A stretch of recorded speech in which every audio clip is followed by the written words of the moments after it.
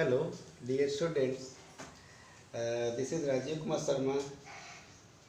Today I would like to explain a new topic in front of you, in front of you, because just you have qualified class 6th and this is the beginning of class 7th. So I would like to explain something about class 6th.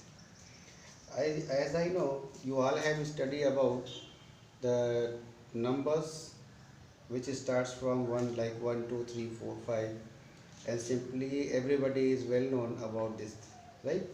And such numbers are known as natural number, or you may say, as per the definition, as per the bookish knowledge, all that counting numbers are known as natural numbers, right? And you have done so many questions. So today we will discuss the new chapter, that is integers, right? Integer is the part of real number, and real number is the big one set of all kinds of numbers which you have learned till date. As I told you, 1, 2, 3, 4 and so on. These are the natural numbers, right?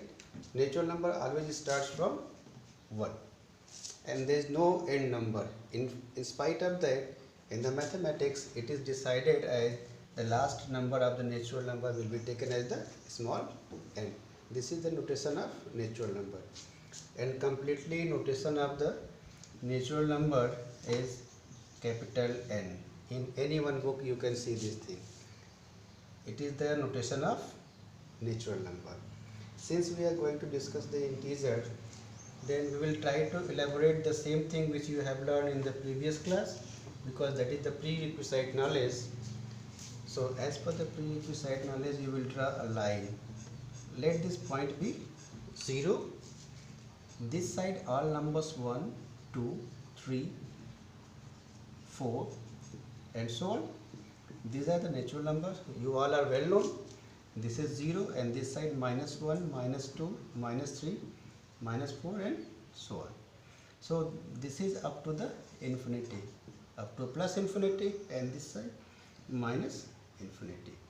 Infinity means a place at the point where actually you can't approach. Such points are known as the infinite. Infinite, nobody has seen the infinite. Means there is no limitation. Okay.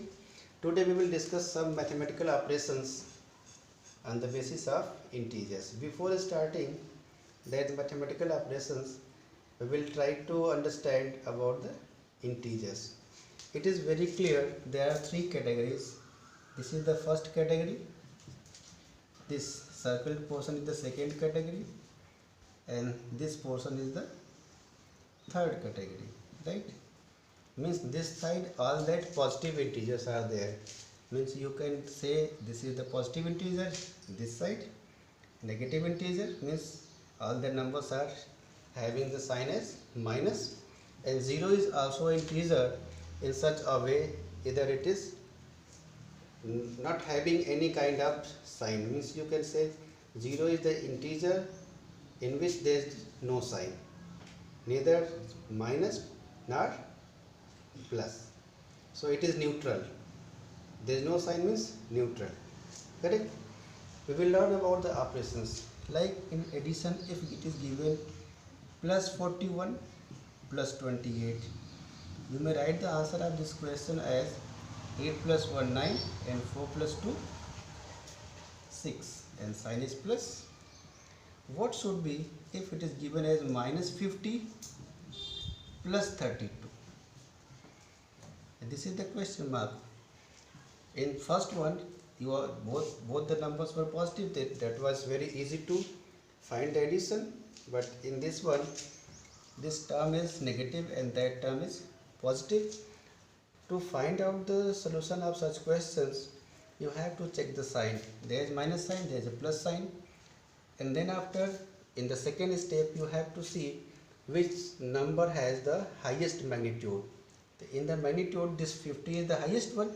So as the rough work, you have to write 50 and just below this one you have to write this 31. and subtract this 32 from 50. It is 8 and this one is 1.